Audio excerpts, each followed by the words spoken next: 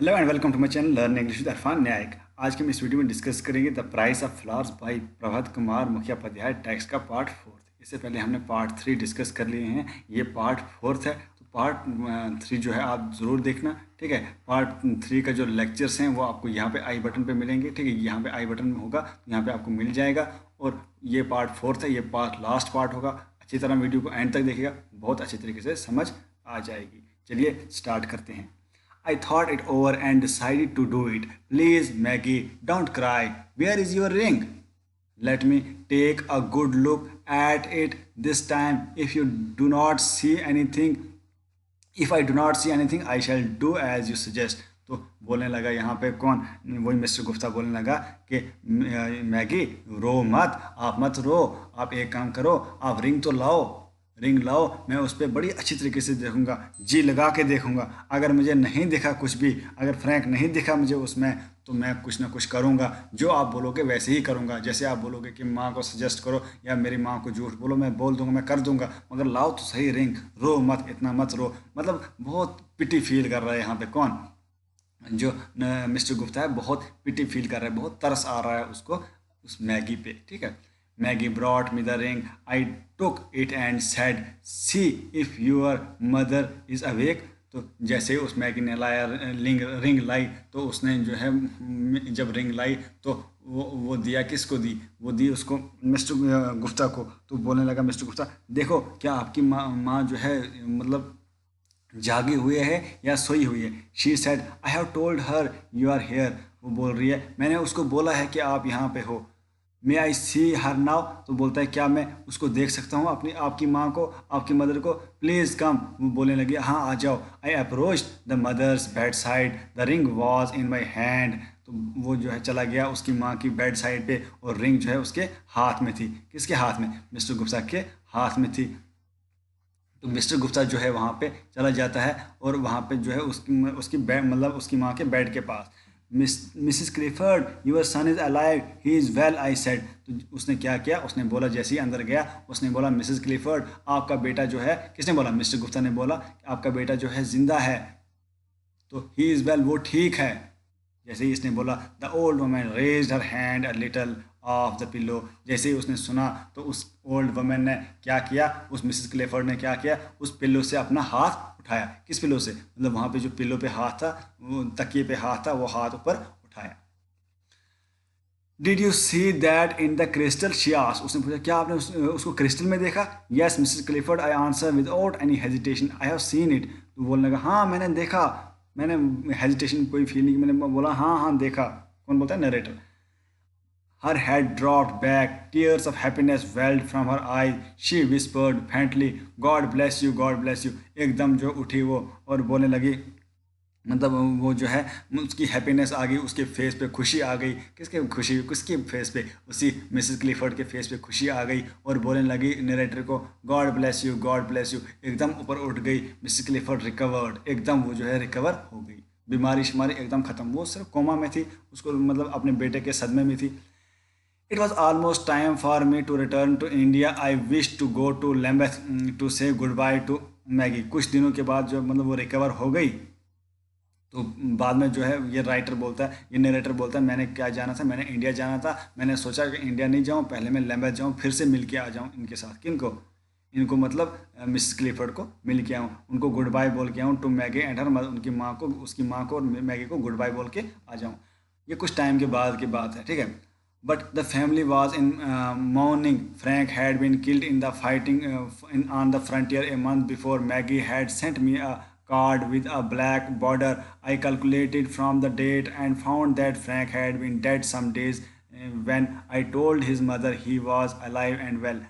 तो बोलता है बाद में मुझे पता चला कि वो उसकी फैमिली, मैगी और उसकी मम्मा जो है वो सदमे में है। वो क्यों सदमे में है, मॉर्निंग में है, क्योंकि उनको पता चल गया है कि फ्रैंक की डेथ हो गई है फ्रंटियर में, वो मतलब इनकाउंटर में उसकी जो है डेथ हो गई है। तो अब डेथ हो गई है तो वो मतलब वो तभी हुई थी जब मतलब जिस दौरान, उस दौरान हुई थी जिस दौरान जो है मिस्टर गुप्ता ने उनको उसकी माँ को सहारा दिया था, झूठ बोल के सहारा दिया था।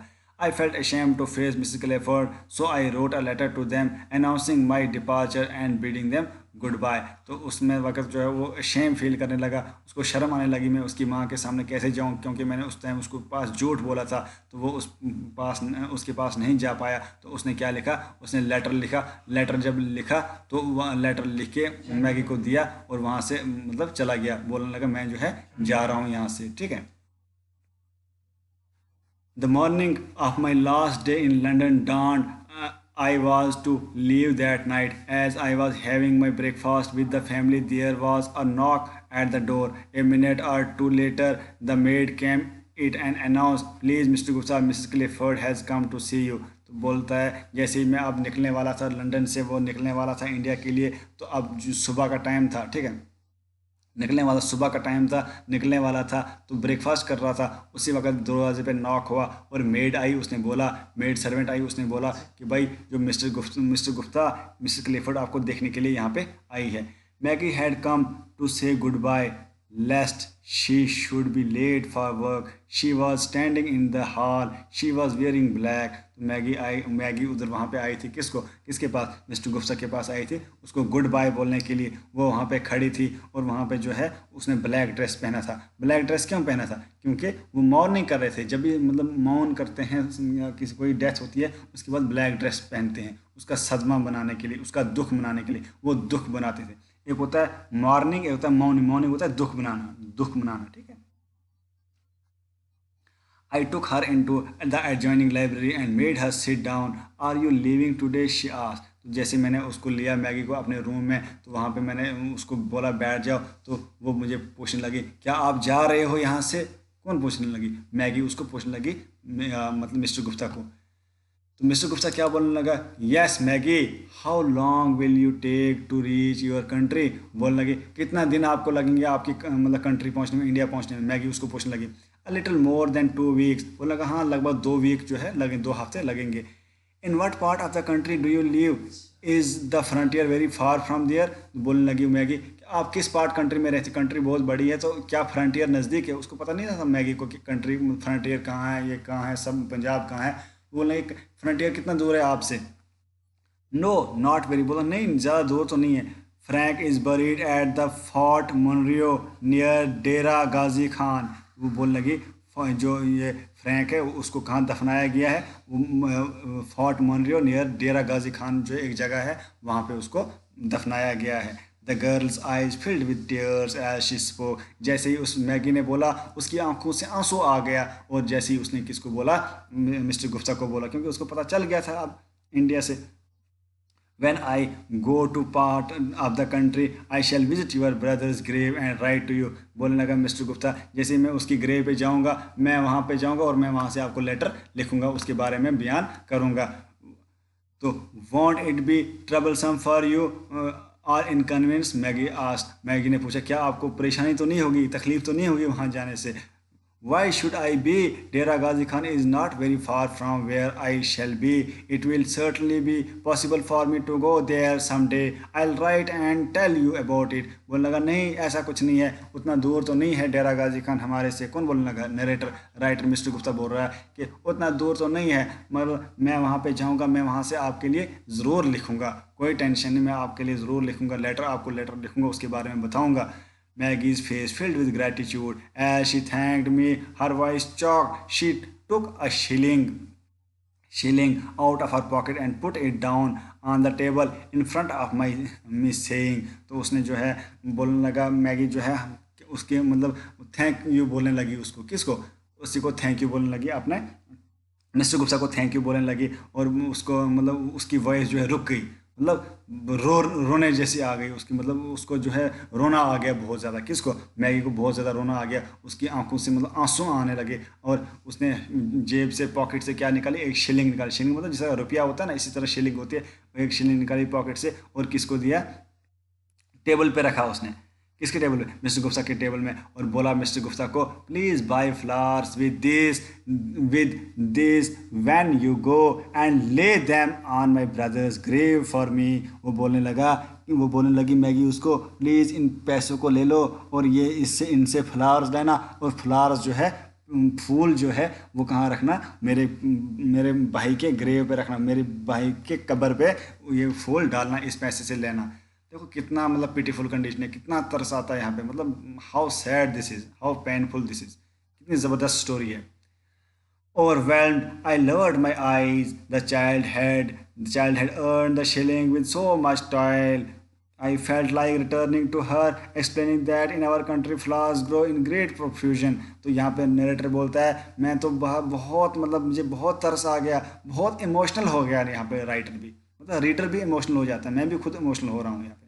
तो कितना मतलब इमोशनल हो गया राइटर, और उसने आंखें नीचे कर दी और बोलने लगी, सोचा सोचा नरेटर ने कि इस बच्ची ने जो शिलिंग कमाई होगी बहुत मुश्किल, टॉयल मतलब बहुत मुश्किल से कमाई होगी ये पैसा, तो फिर उसने सोचा कि मैं इसको रिटर्न कर दूं पैसा और बोलूं कि हमारे इंडिया में बहुत फ्लावर्स उगते हैं, प्रोफ्यूजन मतलब बहुत ज़्यादा उगते हैं फ्लावर्स, तो उतना महंगा नहीं है, मैं फ्लावर्स ले लूँगा, कितने पैसे से नहीं मिलते, मुफ्त में भी मिल जाते हैं, मैं ले लूँगा और मैं जो उधर कब्र में फ्लावर्स डाल दूँगा। फिर उसने सोचा मैं इसको जो है नहीं बोलूँगा, ठीक है।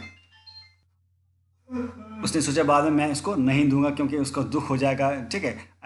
फिर जो उसने क्या बोला, बट आई रिकन्सिडर, फिर दोबारा उसने सोचा, किसने, उसी मिस्टर गुप्ता ने सोचा, why should I deprive her of the Joy this sacrifice would give her. बोलने लगा कि ये सेक्रीफाइस जो इसने शिलिंग दिया, इससे कुछ थोड़ी सी खुशी हुई होगी उसको कि मैंने भी जो है अपने भाई के लिए फूल भेजा, तो मैं इस जॉय से, इस खुशी से इसको महरूम क्यों करूं, डिप्राइव क्यों करूं, इससे ये खुशी दे दूं तो कुछ नहीं होगा, मैं इसको शिलिंग वापस नहीं करूंगा, तभी इसको खुशी होगी, सोचेगी कि इसी पैसे से जो है इसने पैसा फ्लावर लिया और मेरी भाई के ग्रेव पे डाला। All that this shilling could have given her, she was foregoing for the love of her brother. The joy of doing it was priceless. तो उसको जो है उस शिलिंग का, उस पैसे का जो उसको प्यार होता, मतलब उससे सेटिस्फेक्शन जो होती उसको, उस मैगी को, वो प्राइसलेस था, वो उससे बहुत सेटिस्फेक्शन होती कि मतलब मेरे पैसे से जो है वहाँ पे उसके कब्र पे फ्लावर्स डाले। कौन सोच रहा है, कौन बोल रहा है, ये नरेटर बोल रहा है। आपको ये समझ आ गई होगी, आई होप। बहुत सिंपल तरीके से मैंने पढ़ाया, ये फोर्थ पार्ट था, ये लास्ट पार्ट था। पार्ट्स में मैं वीडियो इसलिए बनाता हूँ कि थोड़ी थोड़ी वीडियो, आपको एक दिन में एक वीडियो देखो तो मज़ा आएगा, समझ आएगी। अगर आप एक ही दिन सारे पार्ट्स देखोगे आप बोर हो जाओगे, ठीक है। तो बहुत अच्छी तरीके से मैंने फुल कोशिश की अच्छी तरीके से समझाने की, और मैंने पूरे लेसन्स यहाँ पे समझाए, पूरे 18 लेसन्स आपको इसी मतलब मिलेंगे आपको इसी चैनल पे, पूरे 18 लेसन 11th क्लास के। तो आप जो है सारे लेसन्स को देखना, हर पार्ट को देखना, मेरे चैनल पे जाके, मेरे चैनल पे क्लिक करके वीडियोस पे क्लिक करो, सारे वीडियोस आपको पार्ट वाइज मिलेंगे। मैंने अच्छी तरह डिज़ाइन किए, अच्छी तरह पार्ट वाइज बनाए हैं, तो आप वीडियोस को देखना, एंजॉय करना। और यार प्लीज़ कमेंट तो करो यार, जो भी देखते हो कमेंट किया करो, मुझे पता चलेगा कितने बच्चे सीरियस से देखते हैं, ठीक है। बड़ी मेहनत लगती है, प्लीज़ कमेंट किया करो, मतलब मुझे भी अच्छा लगेगा, और लाइक कर दिया करो वीडियोज़ को, ठीक है। आई होप आपको समझ आ गई होगी, ठीक है। लाइक करो, कमेंट करो और शेयर करो अपने फ्रेंड्स के साथ, जिनको इस वीडियो की ज़रूरत है, जो भी आपके क्लासमेट्स हैं उनके साथ शेयर करो, ठीक है। मिलते हैं नेक्स्ट वीडियो में नेक्स्ट लेसन के साथ, तब तक के लिए गुड बाय, शुक्रिया।